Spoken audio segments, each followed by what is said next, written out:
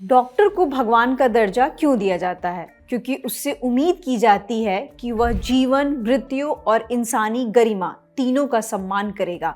लेकिन जब एक मेडिकल छात्रा ही उन लोगों को मजाक का विषय बना दे जिन्होंने अपनी मृत्यु के बाद भी मेडिकल शिक्षा के लिए अपना शरीर दान किया हो, तो सवाल सिर्फ वायरल वीडियो का नहीं रह जाता। सवाल पूरे पेशे की संवेदनशीलता और जिम्मेदारी का बन जाता है। 370 बिरयानी विवाद के बीच चर्चा में आई केईम मेडिकल कॉलेज की छात्रा सेजल पवार पर अब संस्थान ने कार्रवाई की है। शुरुआती जांच में उनके बयानों को आपत्तिजनक और असंवेदनशील माना गया है, जिसके बाद उन्हें 15 दिनों के लिए कॉलेज और अस्पताल परिसर से दूर रहने को कहा गया है। मुंबई के केईम मेडिकल कॉलेज ने MBBS स्टूडेंट सेजल पवार को 15 दिनों की फोर्स लीव पर भेज दिया गया है। इस दौरान सेजल को हॉस्टल और कॉलेज कैंपस में एंट्री नहीं मिलेगी, साथ ही किसी भी एजुकेशनल या उससे जुड़े एक्टिविटीज में भाग नहीं ले पाएंगी। कॉलेज प्रशासन ने 5 सदस्यों वाली एक कमेटी भी बनाई है जो 7 दिनों के अंदर अपनी जांच रिपोर्ट सौंपेगी। इसके पहले भी कॉलेज कमेटी ने 2 सीनियर डॉक्टर्स, डॉक्टर अनीता चलाक, डॉक्टर श्रद्धा मोरे की एक कमेटी बनाई थी। इस कमेटी ने पूरे कार्यक्रम की करीब 1 घंटे की वीडियो रिकॉर्डिंग देखी, जबकि सोशल मीडिया पर सिर्फ 2 मिनट की क्लिप वायरल हुई थी। इंक्वायरी में सेजल पवार के साथ साथ अन्य लोगों ने क्या कहा, ये भी देखा गया। आगे इसकी भी जांच की गई कि क्या वह मेडिकल प्रोफेशन की गरिमा के खिलाफ था और क्या उसने नेशनल मेडिकल कमीशन यानी कि NMC की सोशल मीडिया गाइडलाइंस का उल्लंघन किया है। इंडिया टुडे से जुड़ी विद्या की रिपोर्ट के मुताबिक कॉलेज की शुरुआती जांच में पता चला कि वायरल वीडियो में दिख रही महिला सेजल पवार ही है और उन्होंने जो कहा वह पहली नज़र में गलत और नामंजूर है। इसके बाद संस्थान ने उन्हें 15 दिन की अनिवार्य छुट्टी पर भेजने का फैसला किया। फिलहाल उन्हें सस्पेंड नहीं किया गया है। आपको जानकारी होगी ही कि Sejal Pawar stand up comedian Praneet More के एक लाइव कॉमेडी शो में शामिल हुई थी। यहां उन्होंने डेड बॉडीज के प्राइवेट पार्ट्स को लेकर कुछ विवादित बातें कही थी, जो सोशल मीडिया पर वायरल होने के बाद क्रिटिसिज्म के घेरे में आ गई थी।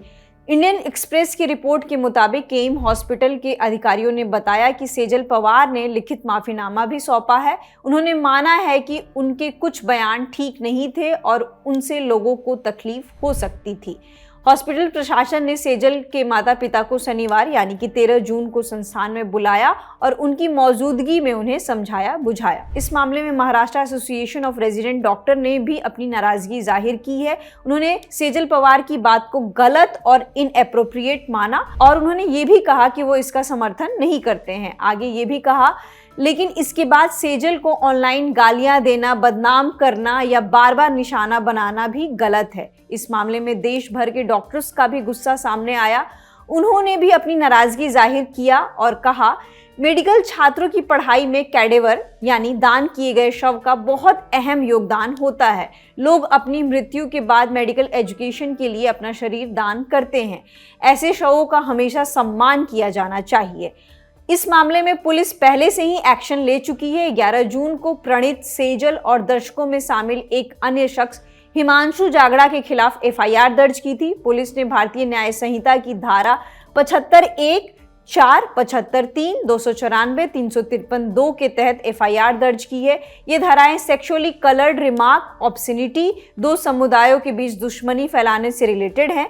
प्रणीत पर कंटेंट अपलोड करने का मामला दर्ज किया गया है, जबकि सेजल और हिमांशु पर आपत्तिजनक टिप्पणी करने का आरोप है। सोशल मीडिया पर सेजल की कंट्रोवर्शियल कमेंट वायरल होने के बाद सेजल ने सफाई देते हुए एक वीडियो बनाया और कहा कि उन्हें अपने कहे पर पछतावा है। उन्होंने माफी भी मांगी और कहा कि मैंने ऐसे कभी इंटेंशनली नहीं सोचा था कि ऐसी चीज़ें बोलूंगी जो लोगों को हर्ट कर जाएगी। सेजल ने कहा कि उनका कोई भी इरादा नहीं था कि उनके कमेंट्स को इस तरीके से देखा जाएगा। शो में उन्होंने जो भी चीज़ें कही वो उसे सही ठहराने की कोशिश नहीं कर रही है। सेजल ने माना कि उनकी बात गलत थी, उन्हें इसे कहने में का पछतावा है। इस मामले में प्रणीत मोरे ने भी वीडियो जारी कर माफ़ी मांगी है। उन्होंने अपने आधिकारिक इंस्टाग्राम अकाउंट पर एक वीडियो शेयर करते हुए कहा वह लाइव शो के दौरान भीड़ से बातचीत करते समय बहक गए थे। उन्होंने यह भी माना कि उनके मंच पर जो कुछ भी हुआ वह गलत था, उनका इरादा किसी को आहत करने का नहीं था। फिलहाल इस वीडियो में इतना ही। आगे जो भी अपडेट्स इस मामले में आएंगे हम आप तक पहुंचाते रहेंगे। शुक्रिया।